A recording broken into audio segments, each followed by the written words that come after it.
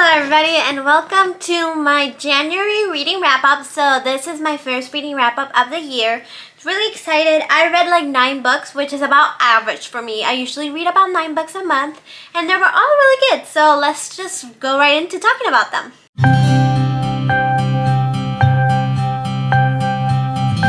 Okay, so the first book that I read, I actually read most of it in December, but then I finished it in January. It was Serpents and the Wings of Night, and I think I have it here. So let me actually hold a book for once. So yeah, so this is a book that I read, and it's actually really good. I read it because of TikTok, which is not usually a recipe for success.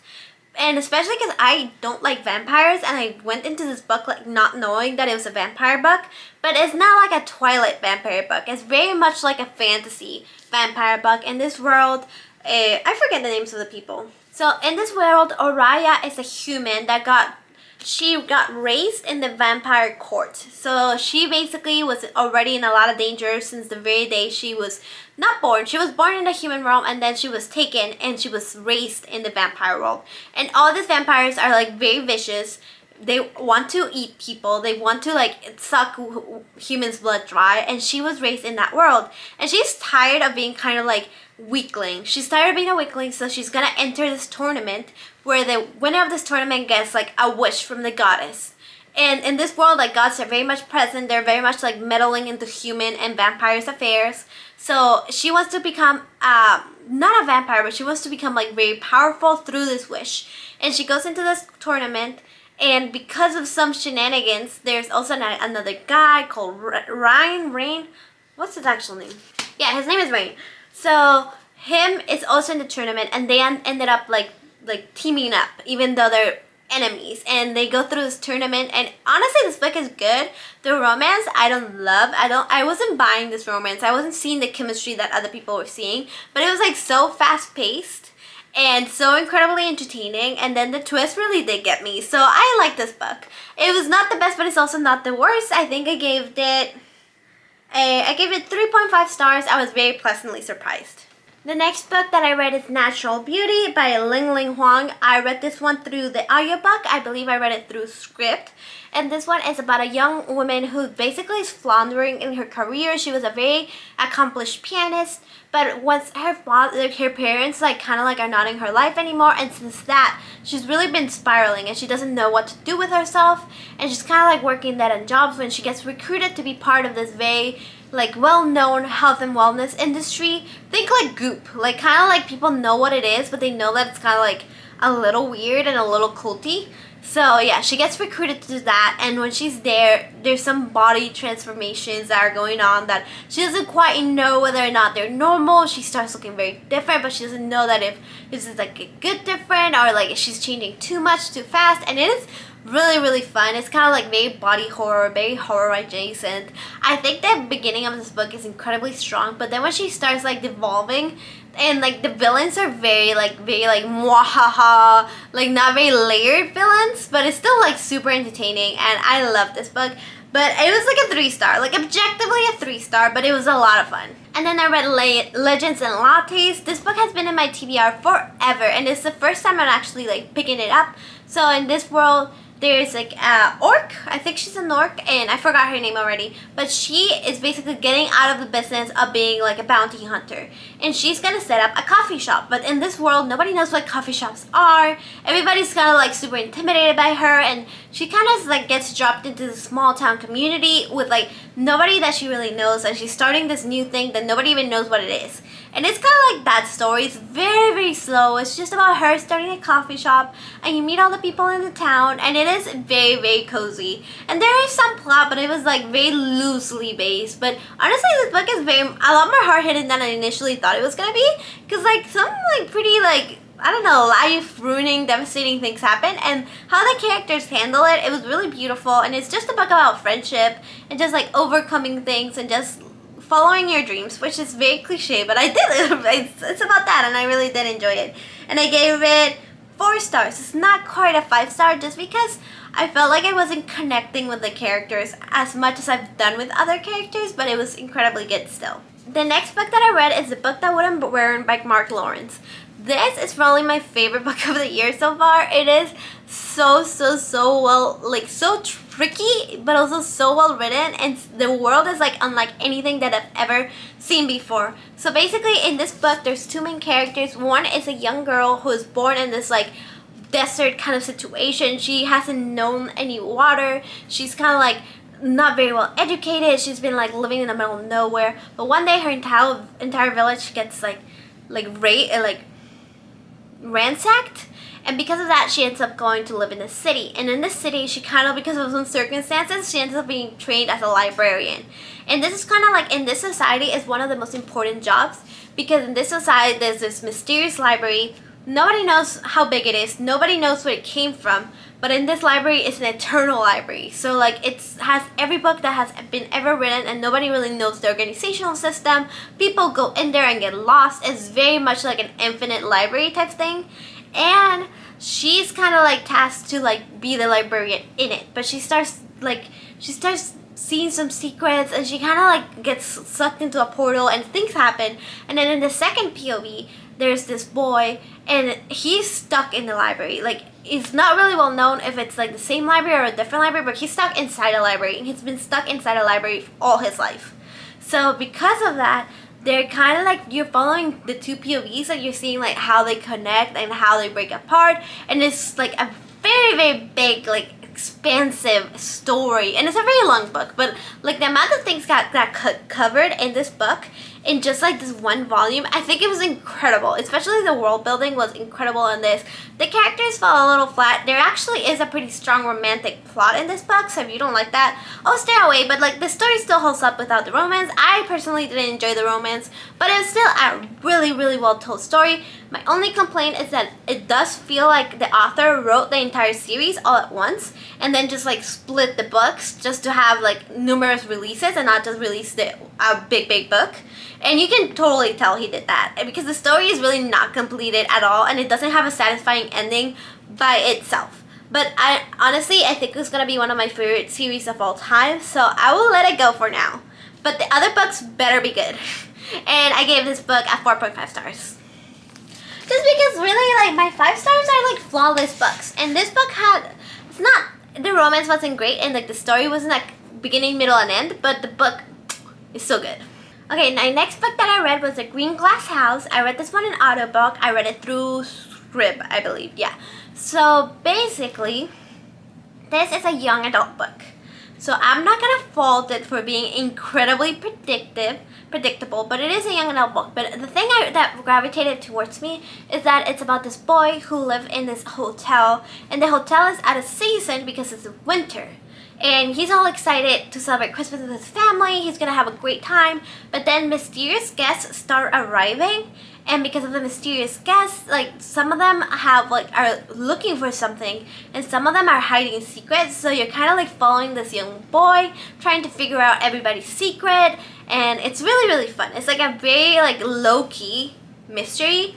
It's like nobody's dying. It's like very low key, very much like, I don't know, cozy mystery vibes. But the thing is, there's a big twist at the end, and I'm not gonna tell you what it is, because it's like, honestly, it kind of ruins the book if you know the twist. But because I'm an adult and this is a middle grade, and I noticed some like pretty big like plot holes that obviously were because of the plot twist, and they were not really plot holes, they were meant to be there. But I was like, doesn't make sense. So I guessed the plot twist about 25% in.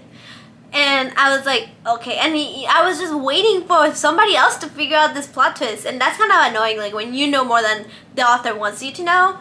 But again, I'm like 26, and this is a middle grade, so I don't know if I can fault it for that. But apart from that, the story is like incredibly charming. The cozy vibes are there. The really like winter vibes. I feel like I read this when the polar vortex was going on, so the temperature outside was really cold, and it was like such a good experience. I had so much fun reading it. So yeah, I get it 3.5 stars, but if you're stuck inside in the winter, I will totally pick this one up. And then another winter read is Everybody in My Family Has Killed Somebody. I actually didn't know this book was a winter read. It just was a happy accident. So in this book, a writer who specifically writes guides to murder mystery, like how to write the perfect murder mystery, that type of guide, is stuck in a in a ski resort with his immediate family, and everybody in his immediate family hates him. And this is like a big family reunion, and the whole like title of this book is true. Everybody in his family has killed somebody, but there's a lot more to it. Like some of the deaths are like not quite like murder, and some of them are murder, and you're kind of like trying to figure out, piecing together. It's a fair mystery, which is a lot of fun. Like if you're actually paying attention, you can unravel the mystery yourself. I myself didn't. I listened to this book in a day, so I wasn't like really like on it to solve it by myself. And I listened to the audiobook, which I think makes it a little bit more difficult to like actually like sit down and actually like think about who the murderer might be. So yeah, I really enjoyed this book. It's so fast paced, it's so much fun. I don't think it's very intellectual. I was maybe expecting it to be a little bit more intellectual than it was. It's just like a fun ride. And yeah, it's a lot of fun, so definitely pick it up. I gave it a 3.5 stars. The next book that I read was Emma, and this book is by Jane Austen, and I DNF'd it because it is just too damn long. It is so long, and I had better things to do, and honestly it was taking me way too long to read this book. Kind of almost put me in a slump, so I'm not faulting the book. It's just like I struggle reading very, very old school writing because English is not my first language, and then also, like, it makes me sleepy, I'm not gonna lie. It just puts me in, like, the mood to fall asleep, which is not great when you're reading because it makes it very hard to keep reading this book. And I couldn't find an audiobook that was really good, and I didn't want to pay for the audiobook. So I was looking for my library and through, like, all my subscription services, and I couldn't find a good one. So I didn't have this one, but I really do love this book. It's very witty, and this was also a reread for me, so I didn't feel like I had to read it again.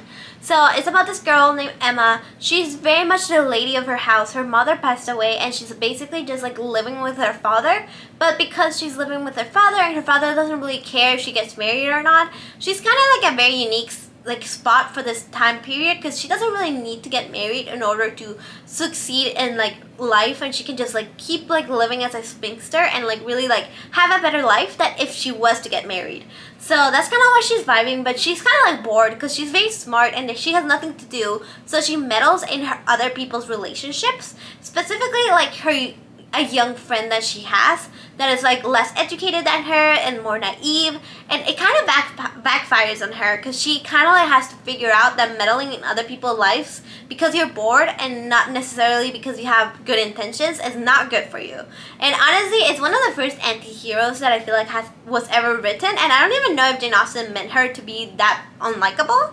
But it's just so brilliant and it's so funny, and honestly, the little like situations they get in, even though they're like very, very posh, they're just like very Downton Abbey. Like, you know that type of humor? It's like very, very that type of humor. And I loved it. But again, I kept falling asleep, so did I love it all that much? I don't know. But I didn't have it, but I've given it 4 stars before, so I feel like that is my rating, even though I didn't finish it this time around. And then I read Tress of the Emerald Sea by Brandon Sanderson. Brandon Sanderson and I get along A+.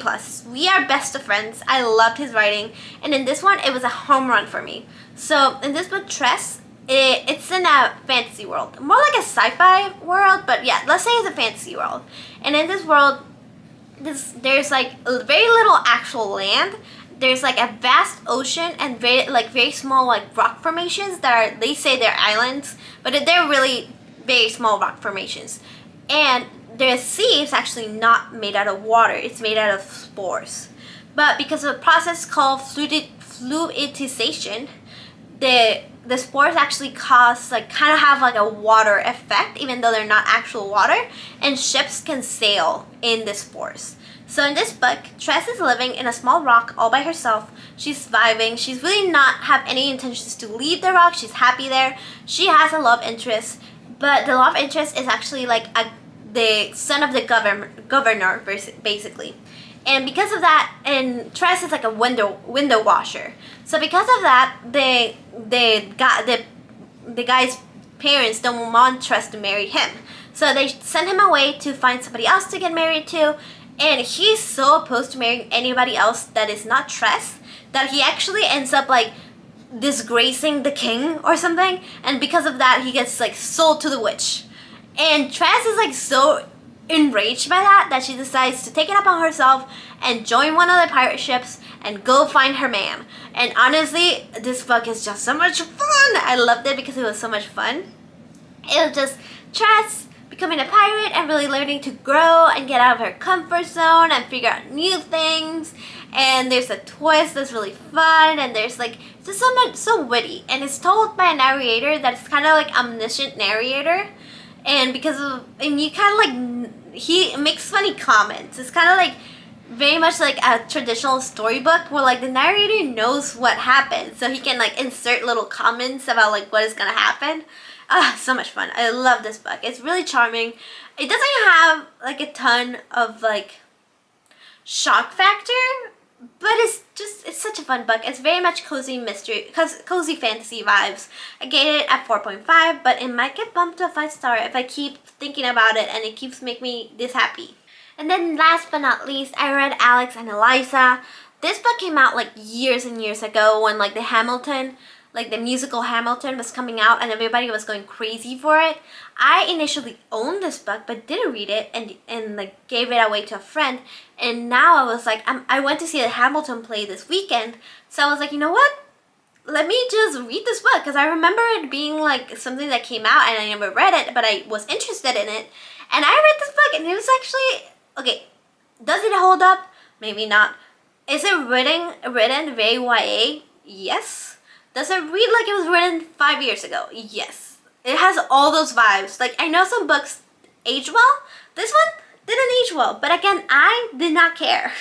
I love this book because it's kind of like Alexander Hamilton and Eliza being young and just their love story. But it's very it's like not actually how it happened.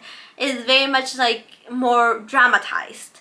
And the drama, I was there for the drama. Again, like a historical romance, and we get along great, because it's like kind of like not my real life, but it's also like more of my real life than like actual fantasy. So I really do enjoy historical romances because I still can relate and I can still picture myself doing those things, but it's like far enough that it's like not my real life, you know? So I loved it. It was really charming. It was really witty. It does read extremely young, but if you are in the mood for something fast-paced, like a truly like love story, like a truly like sappy love story. And I also got engaged recently, so I am all for sappy love stories at the moment. So yeah, I just really had a lot of fun. So that is all the books that I read. So that will be it. And I also read that book through my library through Hoopla, and I gave it a 3.5 stars because again, I can see all the defects in the world with this book. I just had a lot of fun reading it. And again, like, I didn't hate anything I read this month. I think this is a big success for me. And I'll tell you what I read next month. Bye!